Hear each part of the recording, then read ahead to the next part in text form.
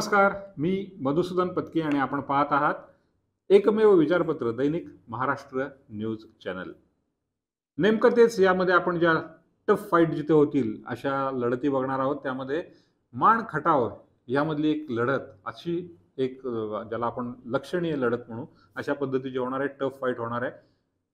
जयकुमार गोरे हे भारतीय जनता पक्षाचे सध्या उमेदवार आहेत. मागच्या 3 निवडणुका म्हणजे 2009, 2014, 2019 या तीनही निवडणुका ते जिंकलेले आहेत. आणि आपण मागच्याही काही भागांमध्ये सांगितलं की 3 वेगवेगळ्या चिन्हांवर म्हणजे पहिल्यांदा अपक्ष 2009 मध्ये, 2014 मध्ये काँग्रेस पृथ्वीराज चव्हाण यांच्याबरोबर काँग्रेसच्या बरोबर राहून पंजा त्यांचं चिन्ह होतं, त्यावर त्यांनी निवडणूक जिंकली. तर 2019 मध्ये ते भारतीय जनता पक्षाबरोबर गेले आणि भारतीय जनता पक्षाबरोबर त्यांनी निवडणूक लढली आणि जिंकली. हा सगळा भाग जर काही आपण बघितला तर 3 वेळा 3 वेगवेगळ्या ठिकाणाहून म्हणजे पक्षांमधून निवडणूक लढून जिंकणारे जयकुमार गोरे हा एक भाग आहे. तर आत्ता त्यांच्या समोर जे उमेदवार आहेत ते प्रभाकर घारगे, राष्ट्रवादी काँग्रेस शरद पवार गटाचे हे उमेदवार आहेत. आणि प्रभाकर घारगे हे मूळचे तसे शरद पवार यांच्या जवळ असणारे, त्यांच्याशी संपर्कात असणारे, राष्ट्रवादी काँग्रेसचे विधान परिषदेवर निवडून गेलेले आणि त्या अनुषंगाने भाऊसाहेब गुदगे यांच्यापासून म्हणजे भाऊसाहेब गुदगे यांच्या विरोधात पण त्यांनी निवडणूक लढलेली होती. तेव्हापासून माण खटाव ह्या भागामध्ये त्यांचा वावर आहे. ते स्वतः तिकडले आहेत आणि साहजिकच राजकीयदृष्ट्या विधानसभेची निवडणूक जिंकण्याची त्यांच्या मनामध्ये मोठी इच्छा आहे. हा सगळा जर काही विचार आपण पाहिला आणि 2008 सालामध्ये जे काही रचना विधानसभांची बदलली त्यामध्ये माण खटाव हा मतदारसंघ, माणमधले काही, खटावमधले काही, कराडमधले काही, कोरेगावमधले काही असे काही तालुक्यांमधला सगळे थोडे थोडे भाग घेऊन माण खटाव हा विधानसभा मतदारसंघ बनलेला आहे. साहजिकच इथल्या निवडून येणाऱ्या लोकप्रतिनिधींवर उरलेल्या जे काही कराड असेल किंवा कोरेगाव असेल, या सगळ्या फलटणचा काही भाग असेल, या सगळ्या भागातल्या मंडळींच्या अपेक्षांचं ओझं असतं. त्याचबरोबर या भागामध्ये असणाऱ्या लोकप्रतिनिधींच्या बरोबर जर त्यांचं जमलं नाही तर निवडणुकीमध्ये मोठ्या प्रमाणात अडथळे असतात. जयकुमार गोरे आणि रामराजे यांचं आपण बघतो की फारसं सख्य नाही नव्हे, वितुष्ट आहे दोघांच्यामध्ये. त्यामुळे त्यांचं भांडण आहे. इकडे कराड उत्तरचा जर काही भाग बघितला आपण तर कराडच्या उत्तर भागामधून बाळासाहेब पाटील हे विरोधी पक्षातले आहेत.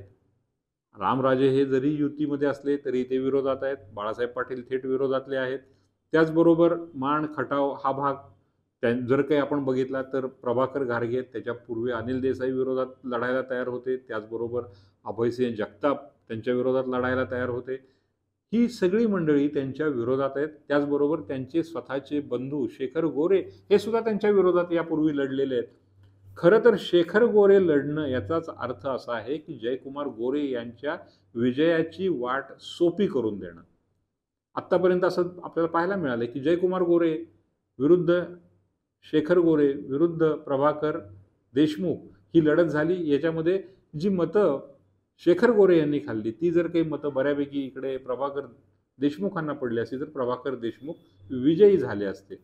मात्र तसं झालं नाही आणि शेवटच्या टप्प्यामध्ये असं लक्षात आलं की जी मतं खाल्लेली आहेत शेखर गोरे यांनी ती मतं ही जयकुमार गोरे यांना फायद्याची ठरली आणि प्रभाकर देशमुख यांना नुकसानीची ठरली. आजही शेखर गोरे यांनी दंड थोपटलेले आहेत आणि थेट रामराजेंवर त्यांनी हल्ला केलेला आहे.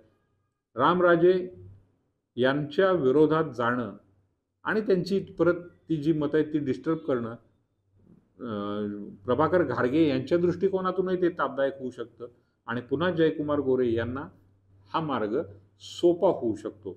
अर्थात निवडणूक पुन्हा इथं पण चुरशीची आहे. मागच्या सगळ्या निवडणुका अगदी सहजासहजी जयकुमार गोरे यांना जिंकता आलेल्या नाही आहेत.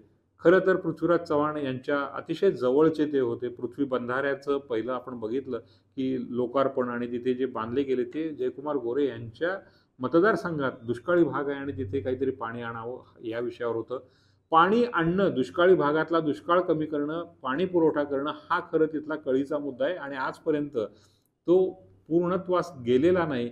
भारतीय जनता पक्ष तो पूर्ण करेल याकरता गोरे त्यांच्याबरोबर आहेत. काही प्रमाणात तिथे सिंचन व्हायला सुरुवात झालेली आहे. काही पाण्याचे प्रोजेक्ट तिथपर्यंत पोहोचलेले आहेत आणि त्याचा फायदा जयकुमार गोरे यांना मिळेल असं वाटतं. प्रभाकर गोरे यांच्या संदर्भात काही खटले, जयकुमार गोरे यांच्यावरही काही खटले आहेत. अशा पद्धतीचे जर काही विचार केला तर त्याचा नक्की परत फायदा कोण उचलेल, कशा पद्धतीने घेईल. ऐनवेळी आपण पाहतोय लोकसभेपासून की ऐन वेळेला खटले बाहेर काढले जातात आणि त्याचा काही परिणाम होतो का ते पाहिलं जातं. हा सगळा विचार आपण घारगेंच्या बाबतीत आहे, तसाच गोरेंच्या बाबतीत पण आहे. तर हा दोन्हीचाही समन्वय कसा साधला जाईल हा विषय आहे. शेखर गोरे यांच्या बाबतीतही तोच प्रकार आहे.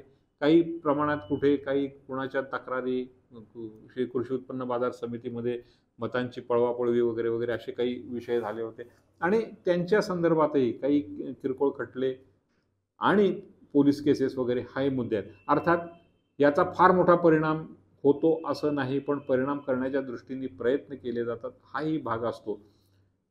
तिघजणं म्हणजे तिरंगी लढत इथं नक्की होणार आहे हे तर सिद्ध आहे. आता ही जी मंडळी प्रभाकर घारगे यांच्या पाठीशी आहेत ती त्यांना किती मदत करतात, म्हणजे अभयसिंह जगताप किती मदत करतील, कारण मुळात ते स्वतःच इच्छुक होते आणि त्यांनी जयकुमार गोरे यांना गेल्या 2, 3, 4 महिन्यात बऱ्याच वेळा प्रश्न विचारले होते. प्रभाकर घारगे यांच्या बाजूनी जाण्याच्या दृष्टिकोनातून. पण मुद्दा असा आहे की अभय जगताप यांनी मोठ्या प्रमाणात त्यांची कोंडी करण्याचा प्रयत्न केला. अगदी शेवटचं प्रकरण म्हणजे गोरे यांच्या गाडीने काही अपघात झाला, त्याच्यामध्ये काही मृत्यू वगैरे अशा विषय झाले होते. त्यामध्येही काही कोंडी करण्याचे प्रयत्न झाले. एकमेकांच्या गाड्या कधी खरेदी केल्या इथपर्यंतचे वैयक्तिक आरोप, टीका टिप्पणी झाली.